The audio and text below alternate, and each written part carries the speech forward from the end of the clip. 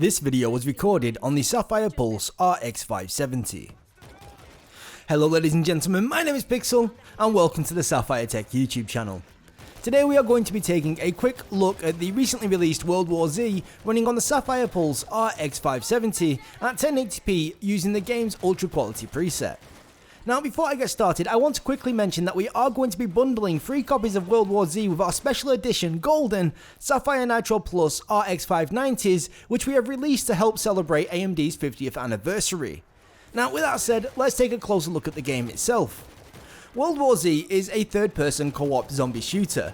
While it's obviously based on the movie and the novel of the same name, the gameplay itself borrows heavily from Left 4 Dead 1 and 2. In fact, bar the third-person perspective and a few small additions, they are nearly identical, barring the PvP, which we will touch on in a little while.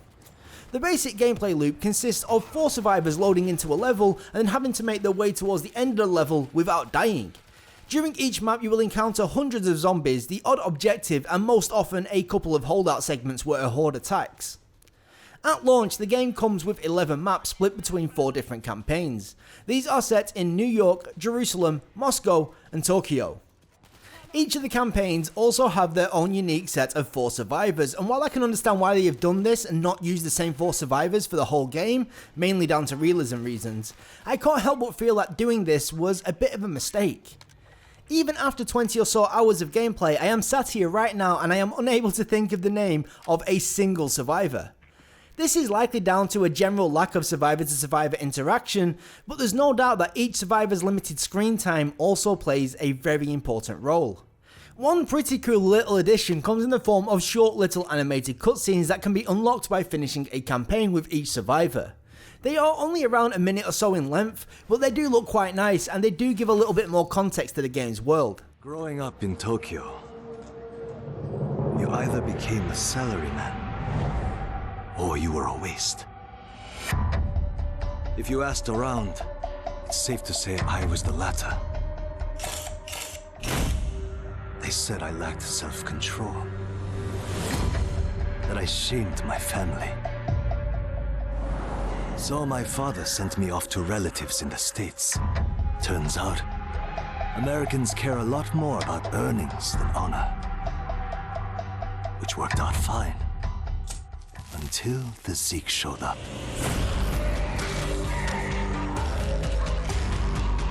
The Japanese decided to evacuate.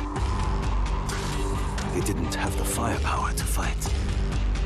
But I had special skills. So when everyone else was leaving, I went home. Another addition on top of the Left 4 Dead formula is the class and the weapon progression systems. After playing through each map, you are awarded with some XP and credits which you can use to level up and unlock additional skills and weapon variations. The class system here is pretty much identical to what we see in the Killing Floor games. For each level you get to choose between a few perks to equip. These are things like getting a bit of ammo back for headshots and starting each mission with a different weapon. When it comes to the weapon progression system, you simply level up the weapons by using them and then you spend the credits to unlock the more powerful variations.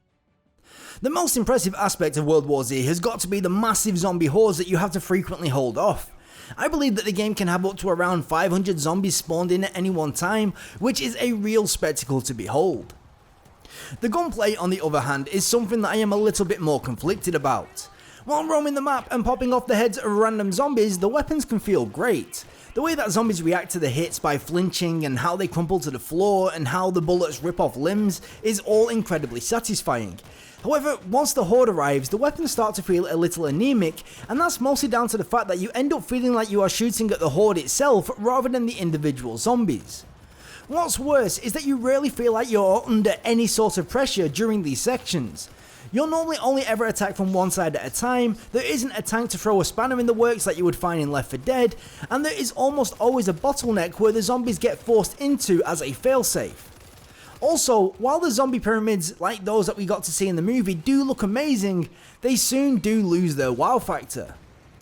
Along with the more standard zombies, there are also a handful of special infected thrown into the mix. These include lurkers that pounce, bulls that charge, gas bags that poison, and screamers that that will scream.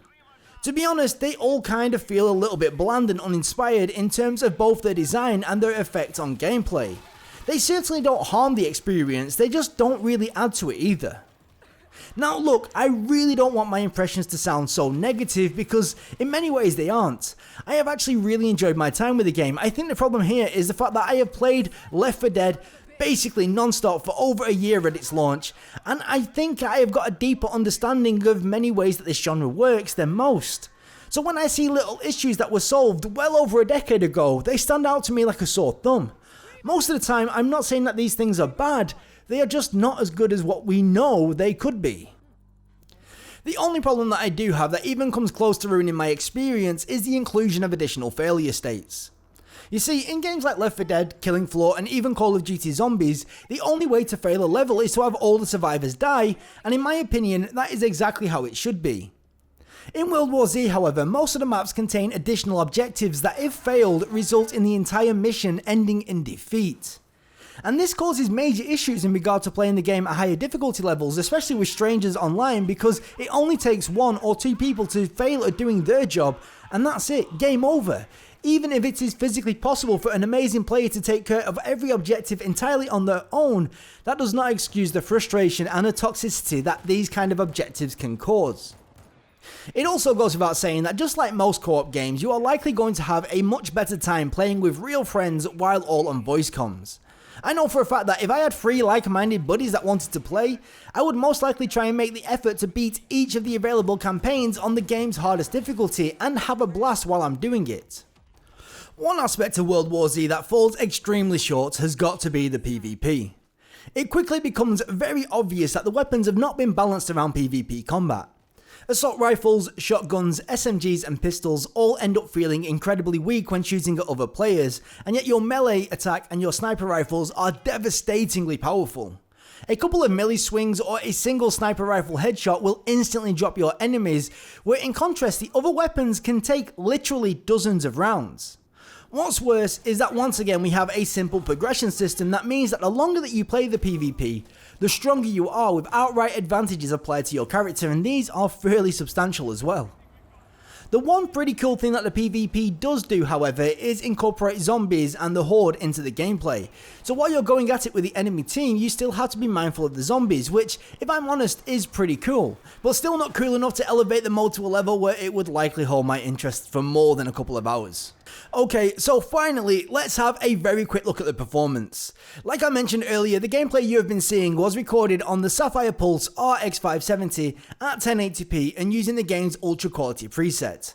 As you can see, we have 0 issues, holding an average well above that 60 FPS mark, and while the visuals are by no means groundbreaking, they do look pretty nice in my opinion. Thankfully, there is also a cool little benchmark tool built in that I will leave running for you now. In conclusion, I think that World War Z is a pretty decent game, and if you pick it up during the Epic Mega Sale, it becomes a pretty decent game at a very decent price, so I don't really think you can go wrong. But anyway, I think that is all I've really got time for today, so thank you so much for watching. How about before you jump off, you check out some of our previous videos. Also, if you are new around here, how about slapping that subscribe button and dinging that little bell icon so you get notified of our future uploads. Either way, once again, from myself and everyone here at the Sapphire Tech YouTube channel, thank you so much for watching, and until next time, I will catch you later. Bye bye.